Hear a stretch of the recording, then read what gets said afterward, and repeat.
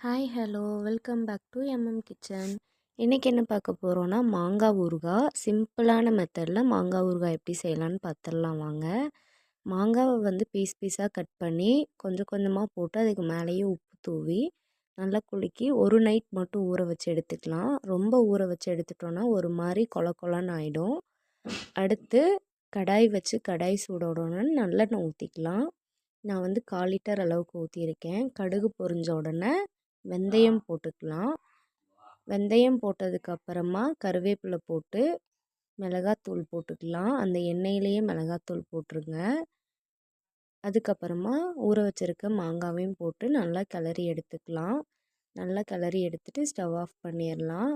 நல்லா ஆறுனதுக்கப்புறமா வினிகர் ஒரு 2 ஸ்பூன் ஊற்றி நல்லா கிளறி விட்டு ஒரு ஏர்டைட் கண்டெய்னரில் போட்டு ஸ்டோர் பண்ணிக்கோங்க. சூப்பராக இருக்கும். ட்ரை பண்ணி பார்த்து எப்படி இருக்குன்னு சொல்லுங்கள்.